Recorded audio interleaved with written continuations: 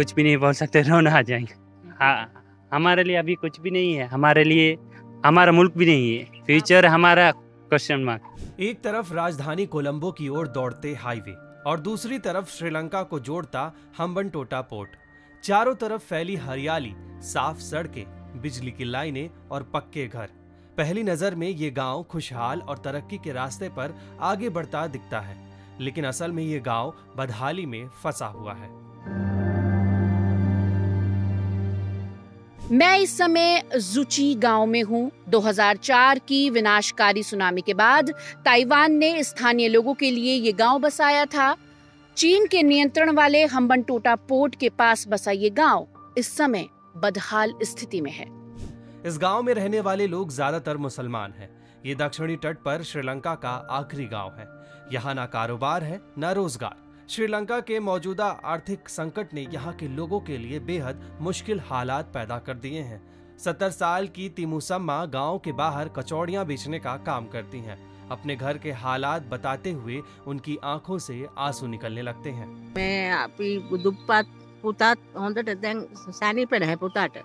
पहले हम 10 रुपए की कचौड़ी बेचते थे, अब 20 रुपए की बेचनी पड़ रही है। सब कुछ इतना महंगा हो गया है कि सारे पैसे लागत में ही चला जाता है।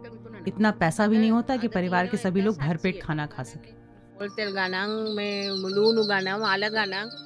चीन के निवेश से बन रहा हम्बनटोटा पोर्ट इस गांव से करीब 5 किलोमीटर दूर है। ये बंदरगाह और इसके आसपास का बड़ा इलाका चीन के नियंत्रण में है। गांव के लोग टूटी फूटी हिंदी और उर्दू भी बोलते हैं।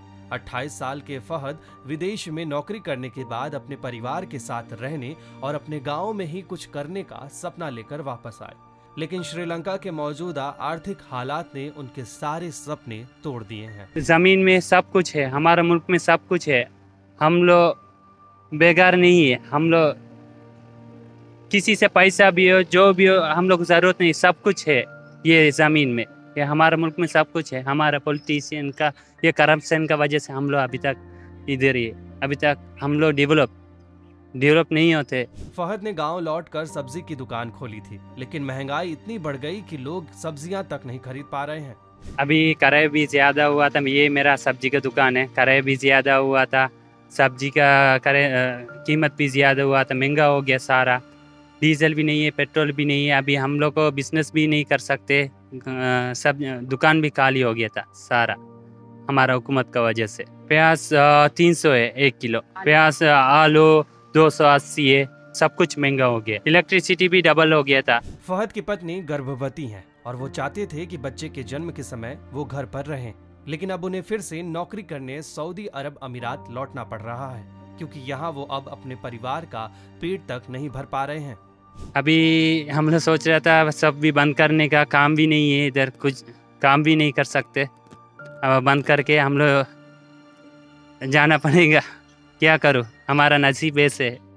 नाउम्मीदी यहाँ के लोगों पर इतनी हावी हो गई है कि लोग बस यही दुआ कर रहे हैं कि मुल्क के हालात बेहतर हों, और अगर जल्द ही हालात बेहतर नहीं हुए तो यहाँ से बाहर निकलना ही पड़ेगा।